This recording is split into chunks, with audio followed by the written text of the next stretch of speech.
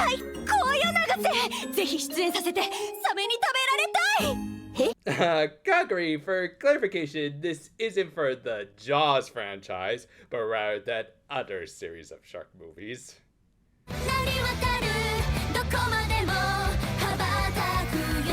We opened this week with a very unique rendition of Little Witch Academia. 分からせてあげるあんたにとって私は越えられない壁なんだってことを Though I don't remember Diana being this condescending. Maybe in the original movies, but less so in the TV series. And no, I'm not really kidding, as the play was called Witchcraft Academia, and that redhead just had to be a reference to Shining Chariot. Interestingly though, the girl who played Timu Diana wanted to write her own screenplay. Her name was Erufurubi, and in spite of the Ojo curls, she was surprisingly tomboyish, which I think was by design, as it was meant to highlight how she was a great actress who really got into character. Hence why she wanted to write the next screenplay so that she could really get invested in her own character. And this, unfortunately, also got Nagase to talk about what sort of screenplay she'd write, which at first they thought was going to be another isekai story. 胃の中の世界っす。英語で言うと、stomach. What, you want to see an isekai version of Cells at Work? Okay, I'm not gonna lie, I actually kinda want to see that myself. Nah, of course, she was more talking about something like the Richard Fleischer classic Fantastic Voyage, which Kaguri almost name-dropped because this girl has some great taste in films. However, Elle was more interested in fantasy than sci-fi. Specifically, she wanted to write a story about the princes of the Alisphere, and she figured that she could learn more about them from our main girls, because Minamo and Nachi often talked about them after class, and just that, I mean, it's not as though they have any other connections with the princes. だからみんなが知ってること洗いざらい吐いてもらうぞ Phrasing? Fortunately, they gave a full interview without bringing up any unnecessary bits of intel about the superheroines who happen to have similar jawlines as them. Meanwhile, we got a brief scene with the Flower Knight sisters that meant to provide some of the better visual storytelling of the show by not actually showing much of anything at all.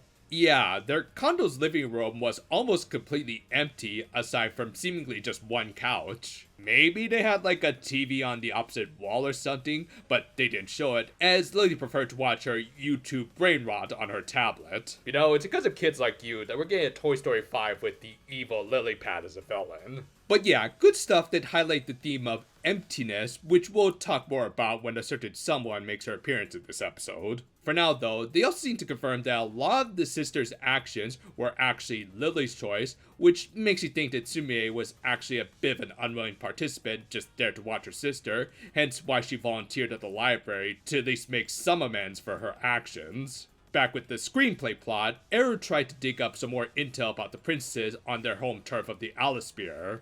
She called in Aiko, who turned out to be her cousin, and again, I really appreciate how there's truly no one-off characters in the show, like the victims of the week, who have all at least had more than one appearance in the show, and in Aiko's case here, she even had a good excuse to be around, as both Nagase's waifu and this week's victim's cousin. Speaking of which, those indirect connections were also very nicely worked in when Eru pointed out that she had just interviewed Nagase. そうか、エルネの格好って、じゃあ日々永瀬様と同じ空気を吸ってるってこと Aiko, this is why you don't get invited to the family reunions. With her cousin proving to just be a stalker, Elle tried to find her next lead.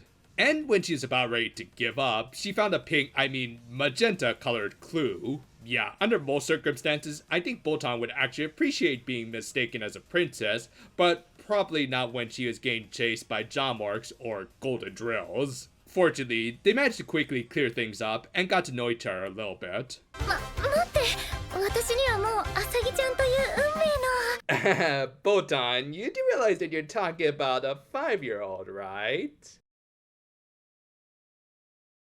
At the same time, Eru figured that striding to become a princess like Botan could act as good story material in its own right. I mean, she could basically write out a hero's journey based on what Botan had already gone through. With that, she seemingly got all she needed for her screenplay, but all of that enthusiasm also produced musescence, meaning it was time for a certain iPad kid to strike. And like her sister, after letting a pawn upgrade itself, Lily immediately slayed it. And while she let much of Eru's musescence return to her, she still took a good chunk of it for herself along with the shard it produced. This is quite interesting, as not only would it help to explain the MO of the antagonist that we'll get to in just a bit, but also highlights the importance of the musician system that they established early into the series. After all, Navier had mentioned that it was impossible for all musicians to return to their user, hence why the shards would form, but in this case, the Flower Knights' swords could siphon off a little extra. Thus, when the princesses arrived, they had to deal with a slightly stronger opponent. Not helping matters was her using Era's shard, which had the power of screenplay writing, or rather, by manipulation. 何やってるのあの子たち Well, judging by that Shoryuken, probably the worst version of Street Fighter ever. Besides that one. Fortunately, the princesses countered with a pretty clever combo of their own shards. First, they used their newest one from Mabo to launch some fireworks to act as a smokescreen, and then used the twins' shard to have Lily waste her attack on a Minamo shadow clone, giving Kagure an opening to use Hasegawa's super speed.